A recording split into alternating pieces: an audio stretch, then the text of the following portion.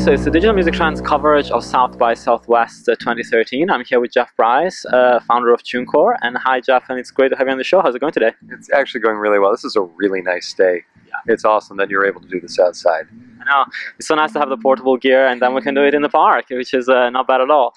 So let's start by talking about sort of what you've been up to lately. I think that's the best way to start.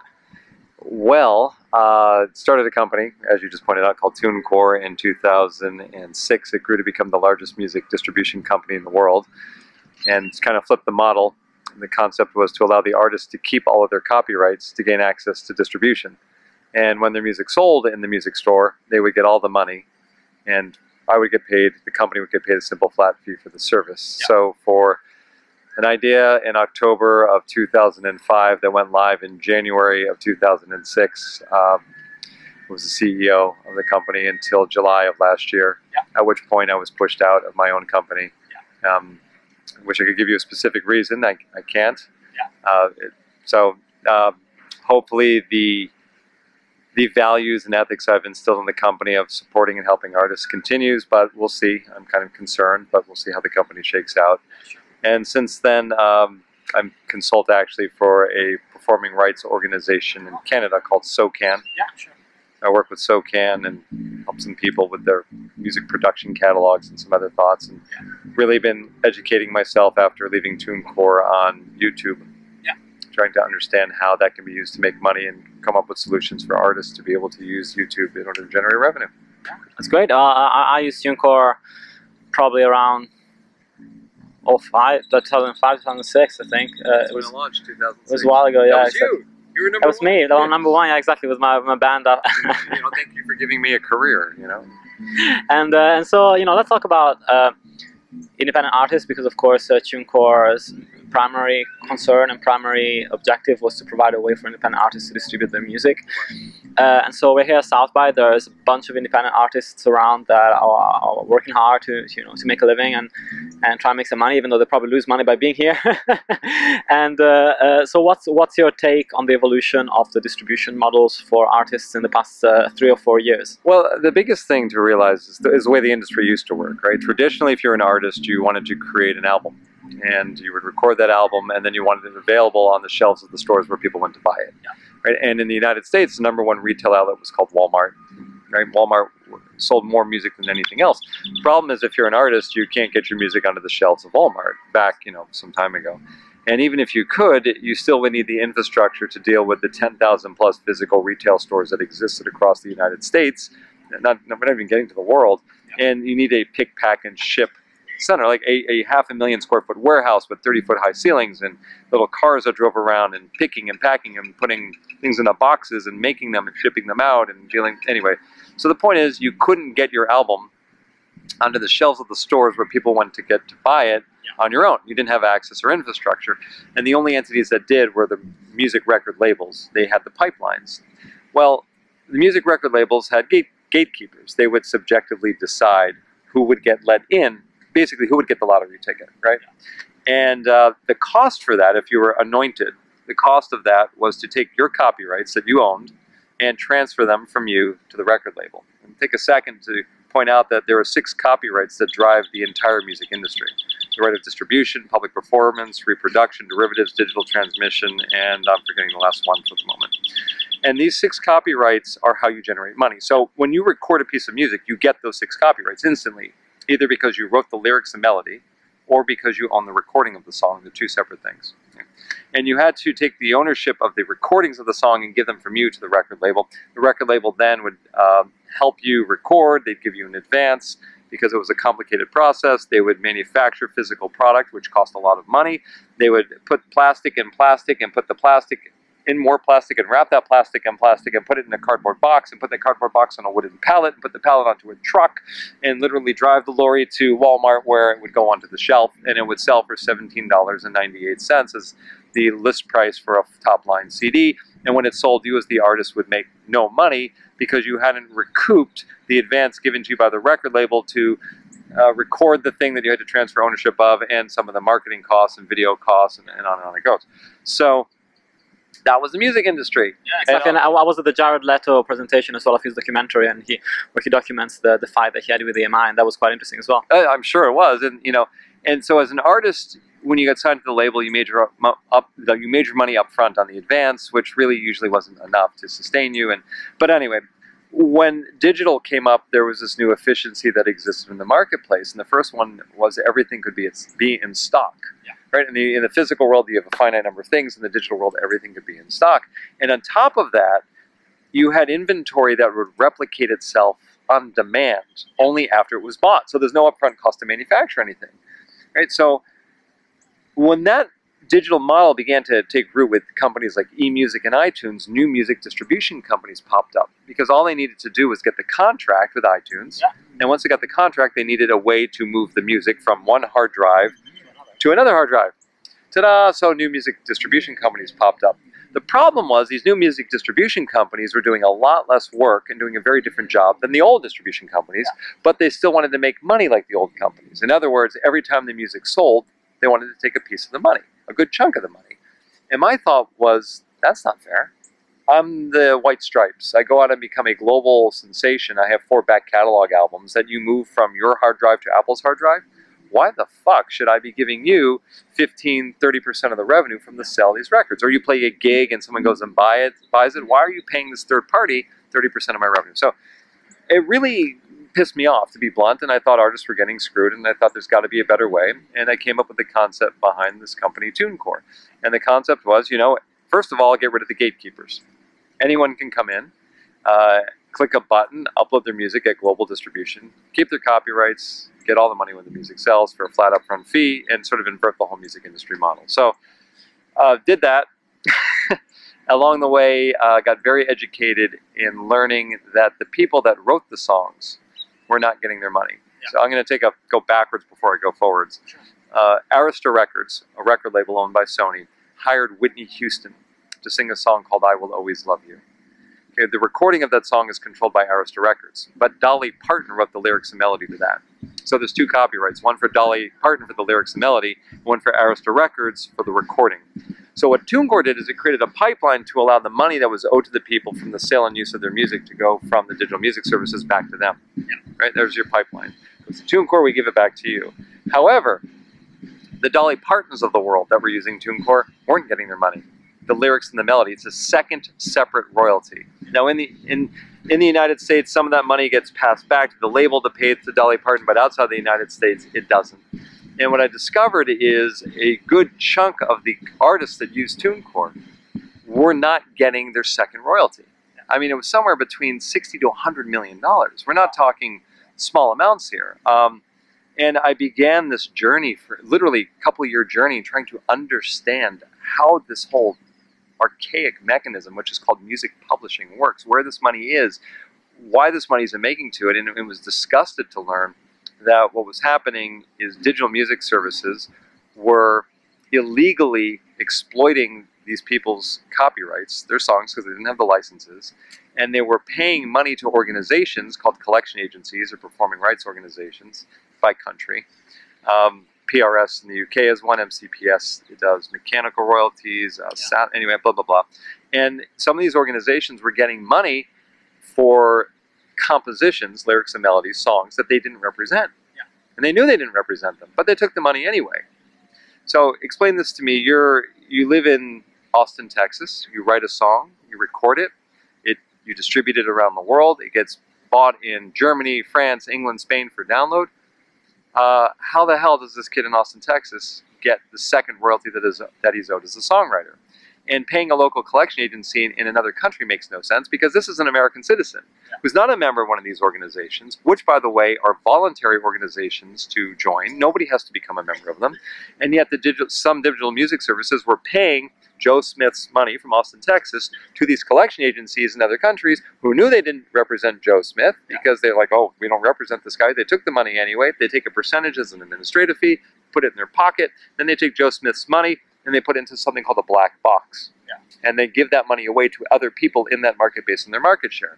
And the problem is there's like millions and millions of Joe Smiths. And the new problem is, to compound the problem, the new music industry now is everything that is not the major record labels. See, the major record labels don't release much music anymore. They're just downsizing and consolidating. They're still relevant and important, but most of the music in the world now is coming from outside of that ecosystem. Right? It's people that go and they record cheaply, they upload it, they click a button, and so the market share of the major labels to everyone that's not on the major label is shifting. And Tunecore, when I left, represented about 4 to 5% of all digital music sales revenue in the United States. It's almost close to the size of EMI. Right? So you find that the people who are now the stars, so to speak, didn't have a pipeline to get the money. And their money was going into the pockets of the old school industry, and everyone was just sort of colluding with this, and it really pissed me off. So I then launched a global publishing administration infrastructure to create the pipelines to get, well, first we get the money back for the recording of the song, and then we get the money back for the lyrics and melody. And did that for about 1.5 years, 2 years, and then unfortunately didn't have time to complete the task. And but it's been on my mind a lot, and working towards creating a new entity, which kind of diverts from that. It's basically make some money off of advertisements on YouTube. Yeah, of course. And so it's interesting. I mean, actually, Digital Music Trends, I'm thinking about launching a show specifically music publishing at the end of the month or beginning of next month, which is going to be a bi-monthly show just on publishing to make people understand what it's all about, talk to publishers directly, and do that kind of work. So it's interesting to hear you talk about that. And but I guess the general assumption is that, for example, if you were talking about Joe Smith, if he was registered with, say, ASCAP or BMI, then the PRS, for example, would pay part of the revenues he makes to ASCAP or BMI, and then somehow the revenue would go back to Joe Smith. Well, are you saying that? Do you not think that's the case? Well, it's not that it's not the case. So the first thing is Joe Smith, is he or Julie Smith, or he or she, are they affiliated with a PRO? Right? And then the first question is, what's a PRO? Right? So you get 6 legal copyrights. One of the 6 is the right of public performance. And what you do is you outsource the right of public performance to an organization to work on your behalf. Right? And so we found, or I have learned through my experience, that the majority, over 70, 80% of today's artists don't know what a PRO is and don't even affiliate. So we can start with that. Right? So by default, Joe Smith is the entity that controls his or Julie Smith, his or her rights. And the only way to get a license for that would be to go to Joe or Julie Smith, which is a real pain in the ass, but I'm sorry, that's the way the laws work. Joe and Julie Smith's music is worth something. You can't just use it because it's a pain in the ass, right? They deserve to be paid or licensed. But it gets a lot more complicated. For example, in the United States and in Canada, a download of a song only requires 1 of the 6 copyrights, the right of reproduction. Right? Outside of the US and Canada, a download requires 2 of the copyrights, the right of reproduction and the right of communication, which is part of public performance. All right, so let's go back to Joe and Julie Smith to get too complicated for this podcast. You have a song that downloads in Germany, let's say. Well, if you are a member of a performing rights organization in the United States, ASCAP or BMI, they only represent the right of public performance. But remember, a digital music service like an Amazon or an iTunes, etc., need the right of public performance and the right of reproduction. So Joe Smith becomes a member of BMI. BMI is only the right of public performance. BMI, through something called the bilateral agreement, passes on that right to GEMA in Germany, which represents public performances in Germany. Okay, so let's say that the digital music services get a license from GEMA. Right? They'll get the right of public performance, but they're missing one, the right of reproduction. And they still have to go back and get that from Joe or Julie Smith. But unfortunately, what's happening is this. The money from the digital music service gets paid to the performing rights organization. The performing rights organization takes that money and splits it between the right of public performance and the right of reproduction. Now, they have no right to do that if the person isn't affiliated with their organization, because the underlying composition is controlled and administrated by Joe Smith. Only Joe Smith gets to say how to split that money. That's his or Julie Smith. That's his or her right. So that's number 1. Number 2, how the money gets split by these performing rights organizations or their collection agencies, because they can, GEMA as an example represents both reproduction and public performance, whereas BMI only represents public performance. Right? So GEMA, depending upon who's sitting on their board of directors, will arbitrarily decide how to split that money. So if you have more songwriters on the board of director, you'll get more money going toward public performance. If you have more publishers, then you'll have more money going for mechanical royalties. Right? So if they decide arbitrarily to, there's no basis in law for this, All right, so let's go to Joe Smith or Julie Smith. They affiliate with BMI. The right of public performance gets passed on. An organization gets the money paid from the digital store and arbitrarily splits it. Okay, number one, you can't do that. You can't arbitrarily split it because you don't control the underlying composition. Number two, the digital music store doesn't have both licenses, the right of reproduction and the right of public performance. Yeah. Number three, let's just say Joe Smith understands all this crap because this is minutia, boring shit. And if any of you are still watching this, congratulations. You've made it more than 90% of the people watching this. And picks up the phone and calls a digital music service and says, hi, I'm Joe Smith. You've used my song. You don't have all the rights. Well, the digital music service is going to go, what are you kidding me? You're going to sue me for 20 bucks? Go fuck yourself, right? So, all right, fine. Where's my money? We gave it to GAMA. They pick up the phone and they call GAMA. GAMA says, okay, well, you got your public performance money because we get it here, we split it, and we kick it back to your place. So you get dipped once here, get a second dip here. Nobody knows what the rates are, by the way, because no one will disclose this stuff. But let's say they do a 70-30 split with 70% of the money for mechanical royalties, the right of reproduction, and 30% for the right of public performance. The public performance revenue will make it back, but the mechanical royalties are staying in that foreign country because there are no bilateral agreements for mechanical royalties. There's an organization called BEAM, but it doesn't work the same way, and in the US, you can't be part of it anyway.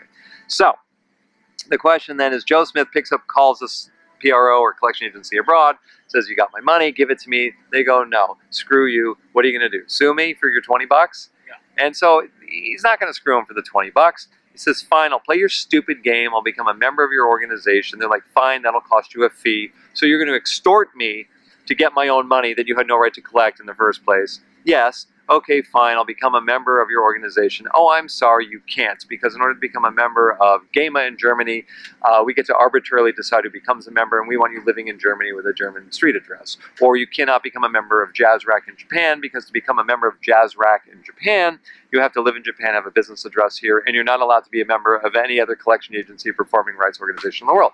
So so you took my money, you split it arbitrarily, you passed along 30%, you're keeping 70% of it there, you're taking an administrative fee off the top of the money that I never got, and then you're going to give it to somebody else. You know, and that, I'm just scratching the surface on this thing. And this is only if Joe Smith is even affiliated with a performing rights organization in the first place. Now, that doesn't mean that performing rights organizations and collection agencies are bad. They're not. They actually bring an efficiency to the marketplace. They collectively bargain on behalf of their members, and they can drive rates up. My concern is that they knowingly or even unknowingly are taking people's money that they have no right to take. They take a percentage of it, they put it in their pocket, and even if they get contacted, they're still like, you know, screw you. And I just happen to think that's wrong. Yeah. So that's some of the fun nuances of music publishing, and that's just on a download of a song outside of the US or Canada. Yeah, publishing is relatively is a insanely complicated field. I worked in licensing for a while, so I know a little bit about how that works. Oh, and then we can move into streams and non-interactive streams. Yeah. I mean, this just goes and goes. Yeah, it's crazy. So you know, I know, for example, there's a new organization that is called, I think it's called C3S or something in Germany. They're trying to create an alternative collection society that it goes around GAMA, because you know, for example, in Germany now they're having a lot of trouble with the GAMA having issues with licensing digital services and putting a lot of gates for digital services to get off the ground, and so that's an approach, you know, create an alternative society that anybody can join, really. The second approach is what? You know, how can you solve that? I don't want to knock it too much. I mean, yes, you know, people can sit there and go, this is GAMA's fault that we can't monetize videos on YouTube. But remember, it's GAMA's job to represent its members. Yeah. And this is its job. It should go out there and it should fight on their behalf, and it should drive those rates up, and it should find those infringements, and God bless them for doing it. Yeah. You know, on the flip side, if they ever get to a point of unreasonable, okay, when is that point? I don't know. I think that needs to be determined. There really aren't a lot of other alternatives. The alternatives that exist in the market are for a digital music service to go and individually license directly from the copyright holders, which would mean that the majority of music is coming from outside of the traditional industry. If it's, instead of one entity representing 100,000 artists and 10 million songs, they now have to go to 10 million artists to get 10 million songs, right? So that's 10 million individual licenses. By the way, on a side note, now that we have music in the background here, you do realize that this goes up onto YouTube or on the internet, we don't have the appropriate license. Welcome to the digital age. So the solution would be direct one-to-one licensing. And frankly, you know, Google Play did this. Google created a way for an artist to go to Google Play and opt in and upload their own content. They did it. I never said it was going to be easy, but that's not our job. If these people want to use an artist's music, you got to work for it. And frankly, artists were not put on this earth to allow Pandora to be worth a couple $2 billion on the stock market, right? And I'm sorry if it's complicated and if it's hard. And you know, with all due respect, if you don't like paying the artist, go write your own damn music. You think it's that easy? Yeah. Oh, it's not? I guess that music has value. Then you should freaking pay for it, right? It's a very good point. It's a very good point.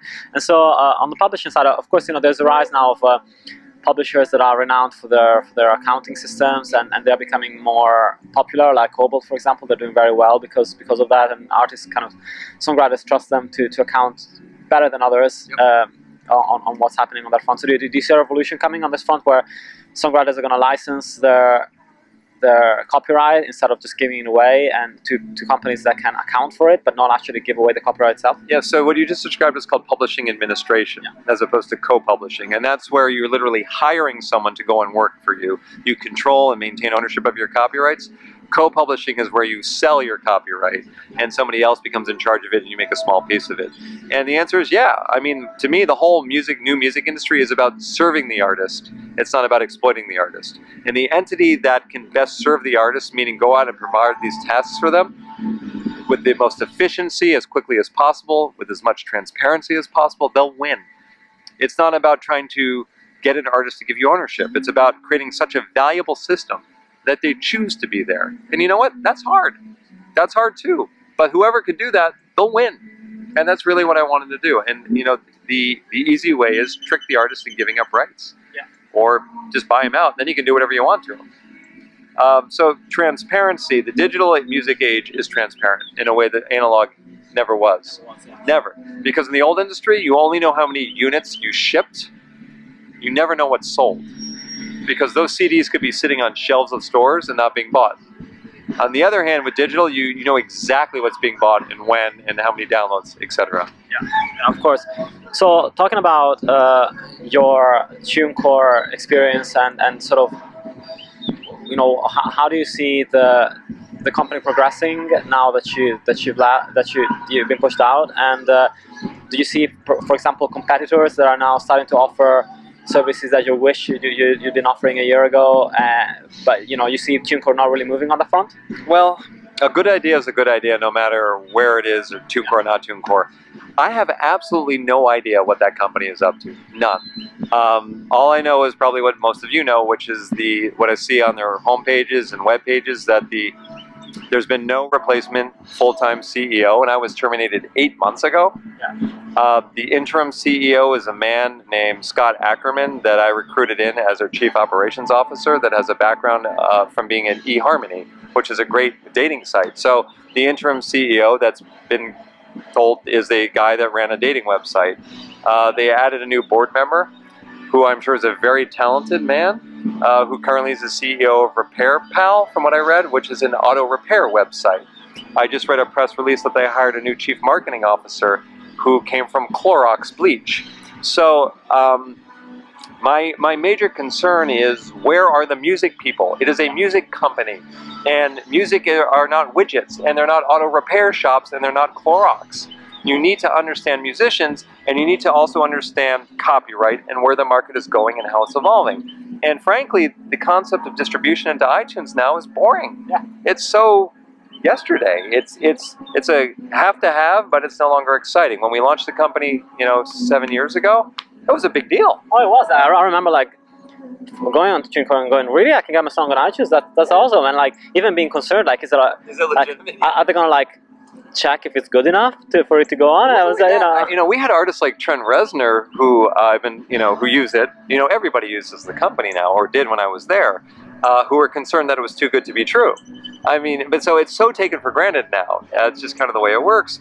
But that's just like so boring. You know, what's the next evolution? And those are the things I think about. And I hope there's somebody within that organization that's thinking about it. And I can't blame them if they don't, because how do you know this stuff if you haven't been doing it for 30 years like me? Yeah. Okay, so I'm talking about market share, between Tunecore and CD Baby, of course. They have a huge market share on when it comes to new music, and as you were saying, the number of releases from major labels is dwindling, Oh, yeah. and the catalog is still large and is still, of course, very relevant. But when it comes to new music, those guys have really like the lion's share. Yep. So if you go back, how long is CD Baby? I'm speaking to the CEO of CD. CD Baby's how old now? All right. So let's go back 20 years ago. About 100% of the music being released came from record labels. Yeah. Right? Let's go to today. I'd say that somewhere between 65 to 80% of all the music being released is coming from outside of the record labels. Just CD Baby and Tunecore alone probably represent like 65, 75, 80% of all music being released. And on top of that, of all new music selling, and I'm talking Lady Gaga or the Beatles, of new music sales, I'm going to hypothesize or guesstimate that CD Baby, Tunecore alone, those two entities, probably represent somewhere around 70–80% of the revenue of the music sales. I mean, the market share of EMI or Universal in its heyday was 33%. We're talking like 70% of the industry under these umbrellas where the artists are keeping rights and getting the revenue. So the point is that the music industry has shifted. Yeah. Right? It shifted from what it was to this new thing. And the old industry has been completely disintermediated. And remember, the old industry was set up for physical pick, pack, and ship. It was about making physical things and transference of copyrights and gatekeepers and subjective decision making. And now we're in a new world where everyone can be let in at no detriment to anybody else. Anything can be found for if searched. I don't buy it for a second that there's all this clutter. How does your music being on iTunes stop Radiohead from selling? Someone searches for you, they'll buy your, it's not going to stop Radiohead from selling. So it's sort of this grand new frontier. Artists are beginning to get money directly. More artists are making more money. And no, not everyone's going to be rich and famous, but I'm very optimistic about the future of the industry, provided that the money people don't come in and screw it up again. Well, it was a pleasure having you on the show. And is there anywhere that people can find you online, like Twitter or anything like that? Sure. I'm trying to remember. I'm trying to remember my Twitter account. I believe my Twitter is Tunecore Jeff, and Artist Core is the blog, and jeffcore@me.com is the email. That's great. Well, thank you so much, and have a great rest of South by. Pleasure. Good. Cheers. Thank you.